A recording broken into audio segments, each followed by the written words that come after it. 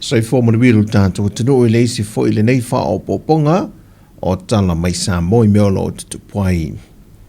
I le whiloa inga le Aotearoa ma le fionga le tamaita i pānemia i le asoa na nafi na tāna tala manino ai le fionga le pānemia.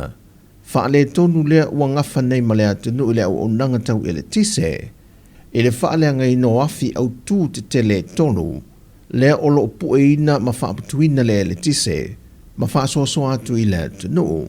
Era tasi i fianga 5 megawati lana malosi.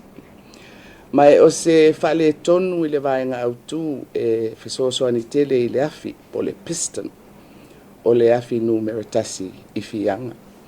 Mai masalo o le varu sefulu i le sefulu lua masina tali ai le totonga awa ele o se tūlanga whaingofie o na saili. O le afi numero 5 i taunga manono. O le afi fo i alu i le swau mai 3 megawati i alo na malosi. Mai o se whale tonu i le totonga o le afi le nei po le turbo charger. Whesoasoa ni tele i le ngausia o le editise. Mai tusa ma le whawa i aso whaale le ai. O le tatou wafi lona tolu o le numero tasi lea i tailefanga.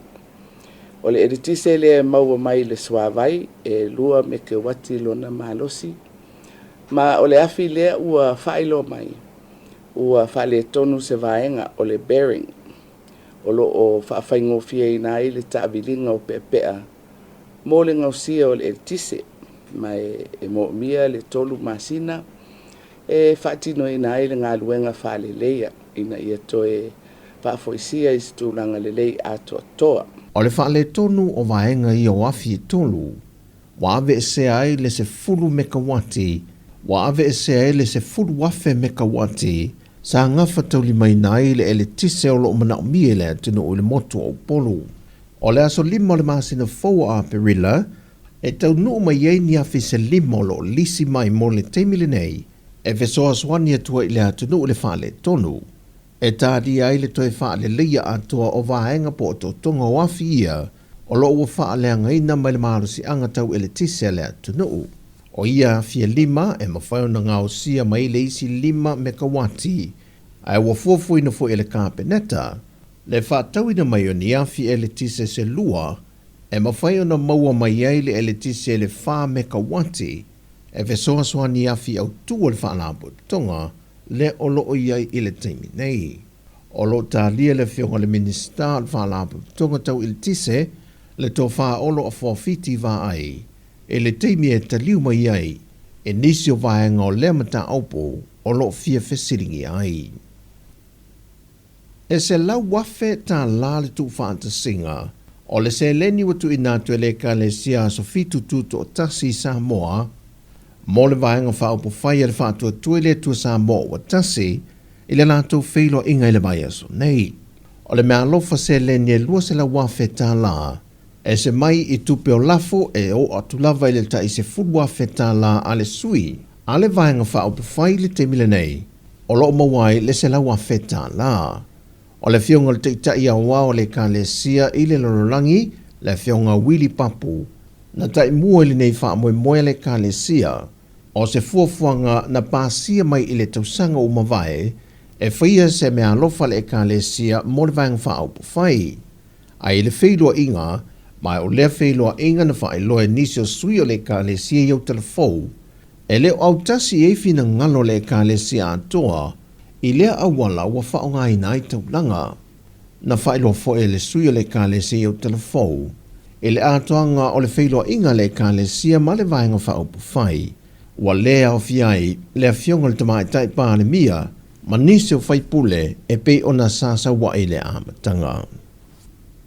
Ua pine le amatanga ma le whaavai no se whaalapo tonga wa ta o le Federal Samoa, leo lato wofo i natu leo ni fiso swani tau skort sipi, mo alo ma whanawa onga le atunu o loa o i nei matata ese. E to se fulu i lato wa whaamanu ina, e to tase e mai le motu tele i salawhai, ma le isi to iwa na filifilia mai i le motu i upolu. E le saunoanga whaamalosi i whanau a le fionga le Minister o Business a la manuia maleipa, Le fionga fui mono te mai ata fua. O te whaamalo si atu ina ia whaongale leile ne ia vangoa.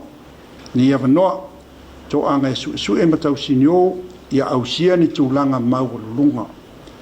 Awa ta penaina o lo lava tangata i to mai whaapitoa.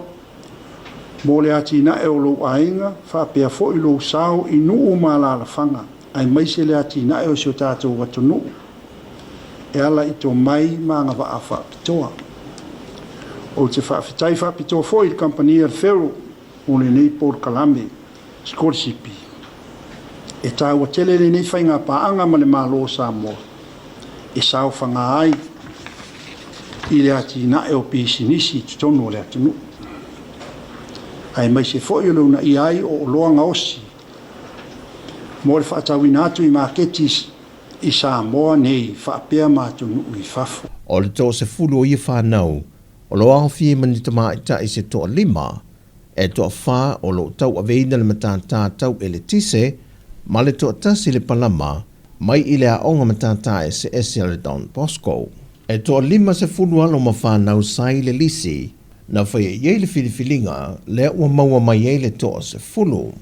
Ma e se fulu lima afe tā la le whaatu penga a toa, o ia hawa no whaaskot sipi. Wa toi te liu manuia mai i le atunu ua alo ma whanau e toa tolu a Sāmoa, sa tau vai le tabil sanga whaavao malo ale nei tūlangi e le Pasifika, sa whātau te i le motri sa sai Amerika Sāmoa. O le toa tolu i lantou na o lato o maia pine e fitu, o le li o Shane Palemia e tolu pine auro na ia maua, o Jeremiah Tipamaa na ia maua le pine siliva e tasi, ma ngatu a kasaua e lua pine auro ma le pine siliva e tasi. O le talavau i a Shane Palemia, o le teimi mua leo sana ta longa whaavao malo, ma ko leni e tutono o le auta aloa Sāmoa, au leo wa whaamanuina i pine auro e tonu. O tala fawia mai Sāmoa manui tele le ne yaso i siu tātou o tunu o whaasoi foia.